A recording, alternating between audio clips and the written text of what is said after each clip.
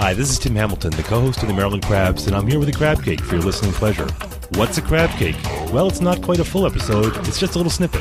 Stay tuned and check it out. Make sure you check us out on themarylandcrabs.com. You can follow us on Twitter at MD Crabs Podcast or find us on Facebook at the Maryland Crabs Podcast. Don't forget, subscribe, rate us, iTunes. Go there now. Mr. O'Hurley. Yes, is this Tim? This is Tim. How are you, sir? I'm fine. How are you? Great. I want to tell you this is the first time that I've ever had a call pop up from Beverly Hills, California. I feel very fancy right now. Well, we'll make it last as long as we can, then. I live a pretty little life, my friend. But hey, thanks for coming on. I really appreciate that. I understand you're Absolutely. busy, so I imagine I appreciate you taking time out. Mm-hmm. Thank you. So you're going to be coming to our little town here in Annapolis. Have you ever been? I have not been to Annapolis. I am so looking forward to it, and everyone has said what a great little spot it is. It is fantastic. And you're a New England guy, right? I am.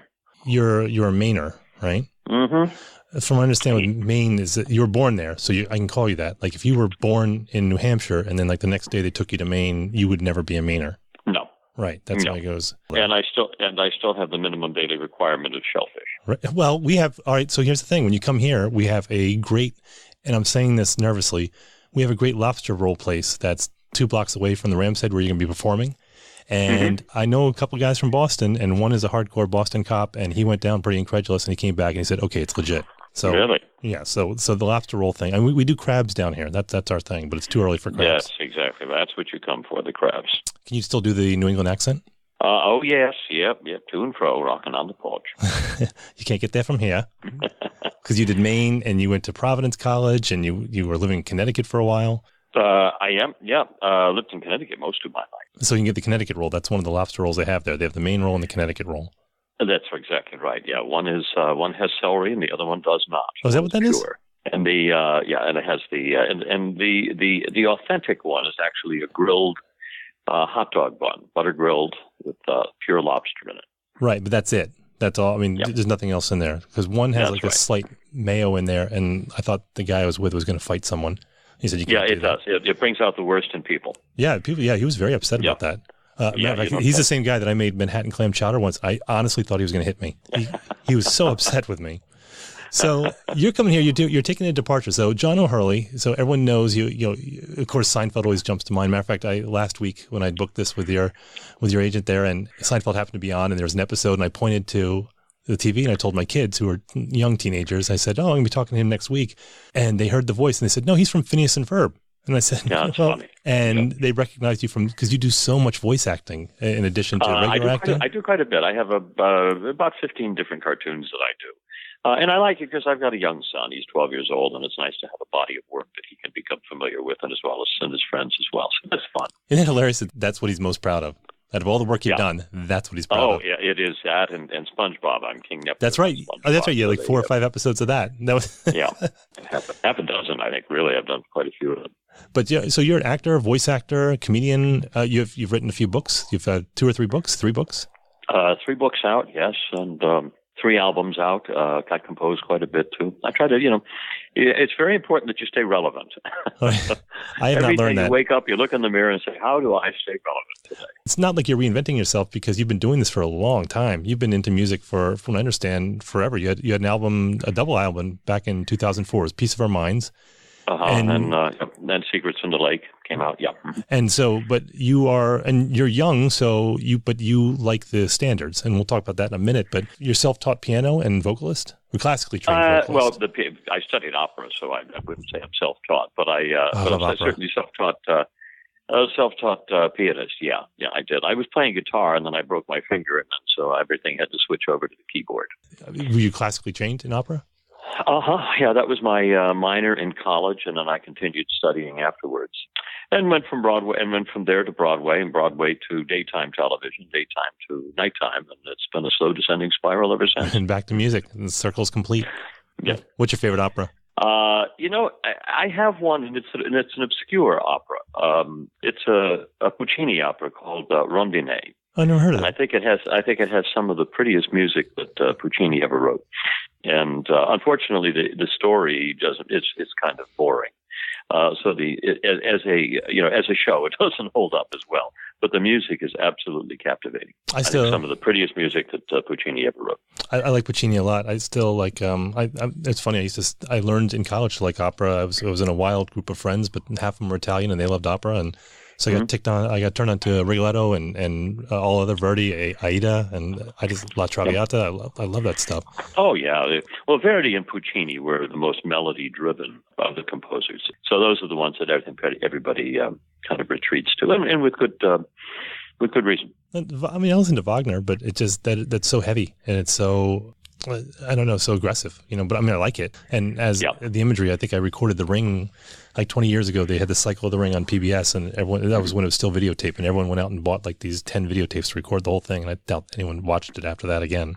But it's something you have to record.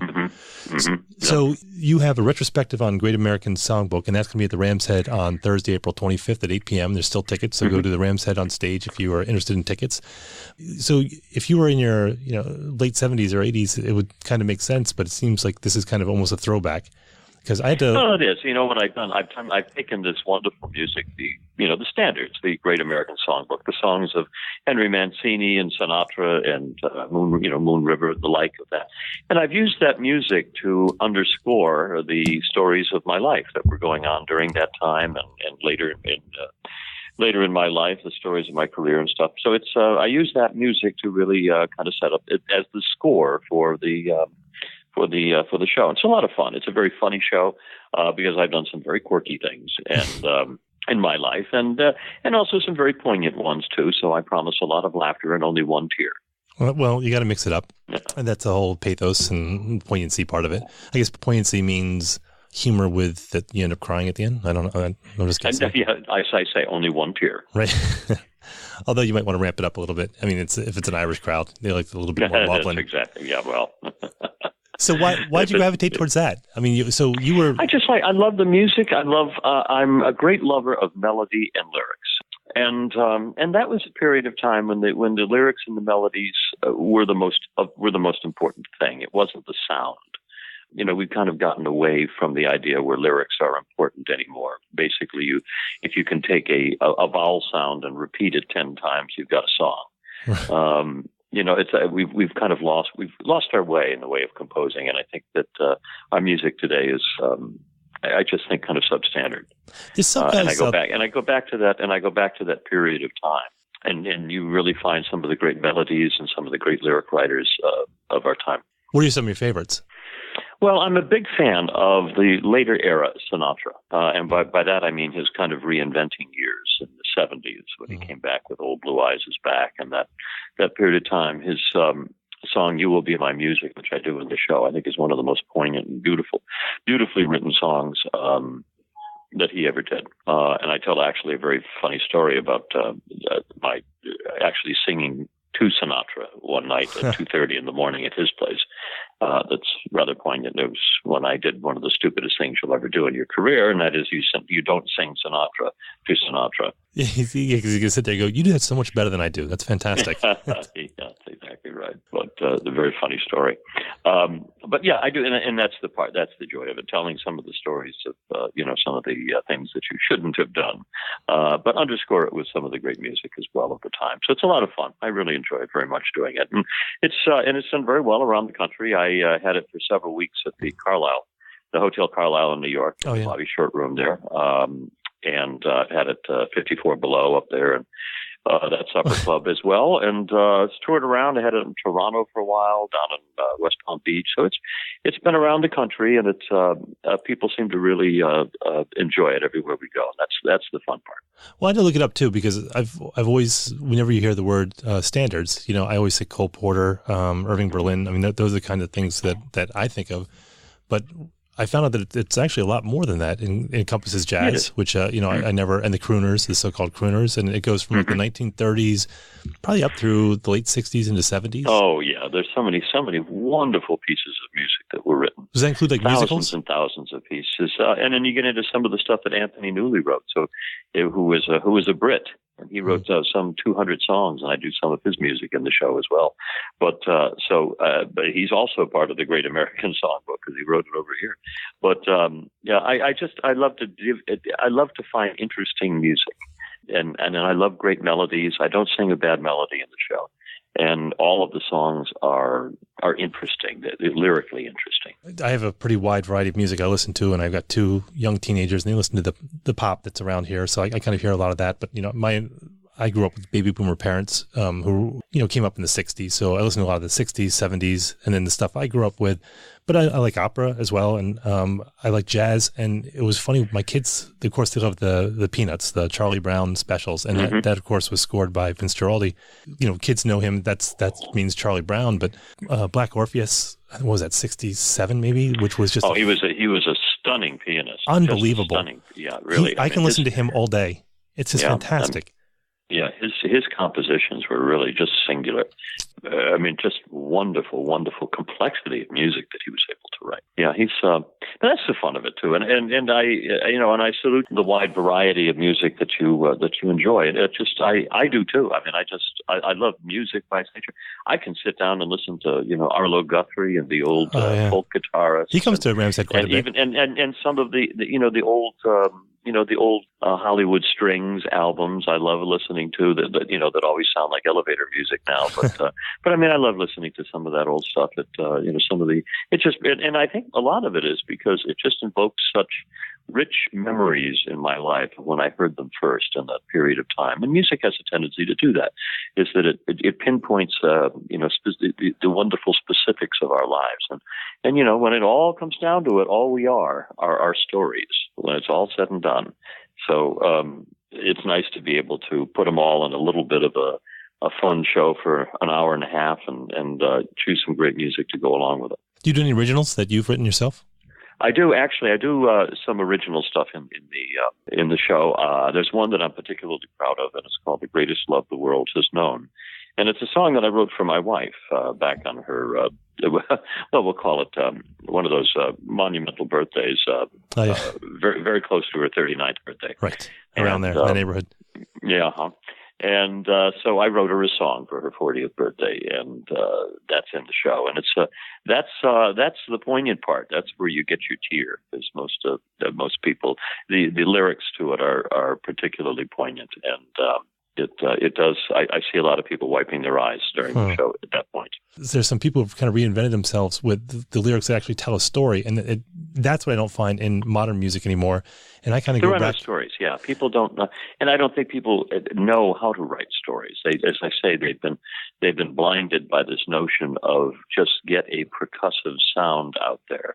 And then throw in some vowels, and that's all you need, and it's all repetition. Well, I think it didn't. So there's no beginning and middle and end. Well, it didn't become popular because they couldn't get airplay, from what I understand. My parents were huge fans of Harry Chapin, and Harry Chapin, he died in a car accident in 1981, and people know him for Cats in the Cradle, which is, poignant versus, bordering on sappy, but he had some incredible albums and some incredible songs. He does, and he was, and he wasn't afraid to write a song that lasted 20 minutes. Sure. He wrote one called Sniper, which was about the sniper in the University of Texas in Austin, and that's an 8-minute long song.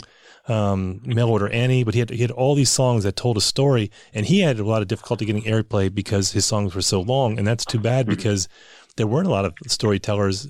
Gordon Lightfoot's another one. He's also coming to the Rams Head, but that's where he was a great storyteller. He's the Canadian Bob Dylan, but he didn't get a lot of airplay except for a couple songs here in the States, and it's too bad because I think that's a lost art form. And again, Arlo Guthrie, another one with Alice's Restaurant. And he comes to Rams Head. He's great. I was just listening to Alice's Restaurant, an interview with who was in Third Rock from the Sun and World According to Garp. Oh, John Lithgow, yeah.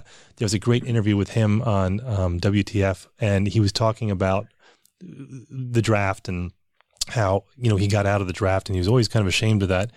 And he was talking about, we celebrated that at the time, and he used Arlo Guthrie's Alice's Restaurant as an example of that. And he goes, it's a long, funny story with a point, but he goes, that's a very poignant song when you think about it. It was about fear, a generation of fear. And there's very few songs. I mean, if you dig around, I think you can find some artists today who do a pretty good job. And this is a great time to find new music, because it used to be that you'd have to go buy an album, and now you have all the music you want to at your fingertips. At your fingertips, yeah. But the other hand, I kind of don't like that as well, is because I feel like the albums tell us an entire story with all the songs in the order in which the producers wanted you to hear them. And that's something that I really regret that we've kind of lost. Sitting down, listening to a record. And if you think back to, you go back to the Beatles and their early albums, every song was a hit. Yeah. They didn't just sparse them out with, put two here and then we'll do another album with two more great songs and a lot of filler music. But no, every song they did was, a number one hit. And, that's what made them so singular. But that was also the style of recording back then. You're right. And I remember, switching from the concept of the 45 and then going to, finally being able to afford the 33 RPM, the album. But it was with the album art and with the lyrics. So your mother would say, "Where are you going?" You say, "I'm going upstairs to listen to music." And you put it on your lap and you'd listen to the song and in the order in which it was supposed to be, and read the lyrics and look at the artwork. I mean, that was a whole experience. Many times the sleeve for the album had the lyrics on them. Exactly. Yeah, exactly right. I remember Elton John, Yellow Brick Road, Goodbye Yellow Brick Road, which was a double album, and the whole thing stretched out, and I can still picture that artwork in my head. It was just stunningly beautiful. Yeah. I mean, it's great that you have access to this music instantly now, but I think we're missing, maybe like you kind of hinted at it, as kind of the soul of the music itself, not just the songs, but what it's about. And the 60s were a fun time if you were kind of a techno geek as well, because the technical aspects of playing music back then, you had your turntable and your amplifier and your speakers and every one of that whole industry was just evolving. And it was an exciting time, too, because not only were you listening to great new music, an explosion culturally, but you were also listening to it in a way that the world had never heard before in stereo, but through incredibly complicated and wonderful technology. Do you still have a turntable? I don't, and I miss it. I'm going to get one. I missed. I was in a hotel room a short time ago in Nashville doing a show down there, and in the suite that I had there, they had a turntable with several albums that you could play, and I said, "Wasn't that fun?" So I put on some scratchy albums and listened to them. They were from Kingston Trio was there. Oh, they're the best. Fun. Yeah, and it was a lot of fun. It was it's a lot of fun. But it's funny, you go back and the way the tone arm would damp down and just move very slowly onto the vinyl record. But that anticipation was great. Mm-hmm. And then and the cartridge that you bought for the tone arm there meant everything. And you could spend up to $1,000 on just that little cartridge, and to get the perfect sound. And it's amazing. Everything went digital, and everything went to zeros and ones. I grew up in on the other side of Washington D.C. We're on the outskirts of D.C. here, and there's a place in Georgetown called Needle in the Haystack, and all they sold in the 70s and 80s were just needles and cartridges for your turntable. That's the only thing they sold. Yeah. But I mean, I listened to. I was at a friend's house around Christmas, and they put Simon & Garfunkel's Bridge Over Troubled Water on, and I'm just like, this is the way it was supposed to be heard. This with the hiss in the background, that kind of warm. I love that. And every now and then, you get the crackle of a little bit of a skip on the. I was always. It was never perfect music, or never perfect phonics. It was always a little bit. It wasn't sanitized. Yeah. I think I'm gonna buy one. Now it's all sanitized. I think I'm gonna buy a turntable. I've been playing with that for a while. I think I just talked you into it. Yeah, no, it wasn't hard talking to. We're just not gonna tell my wife here. But so you travel a lot with the show? Are you constantly on the road, or is it just here and there? I probably do maybe a dozen a year. Oh, not too bad. It isn't bad. But it's like I kind of do it as a pick and choosing. I actually will be doing it at the Pedri Hotel there in Baltimore. Later on this year. That's a good room. I was actually there talking to them today about they want to do a supper club series there at the hotel.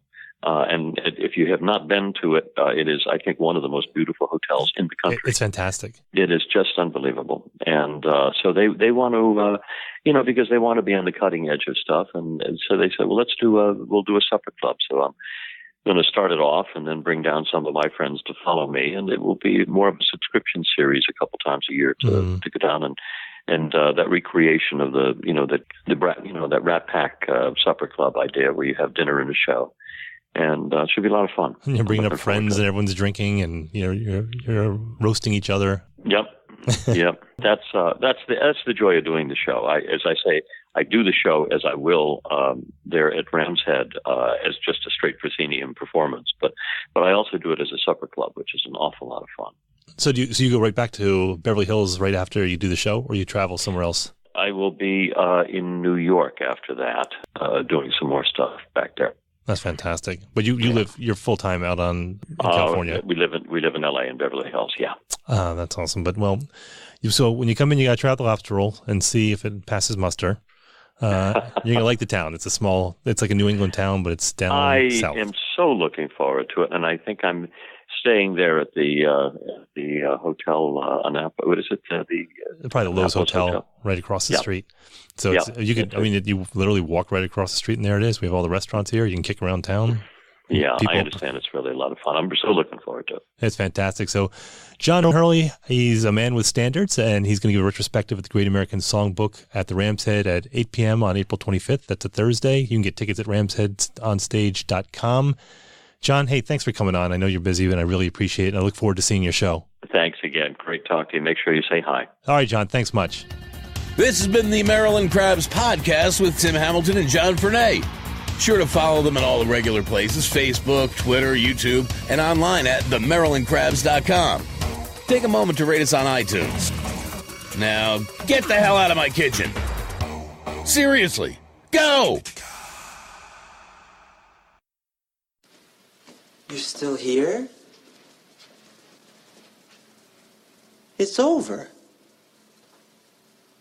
Go home.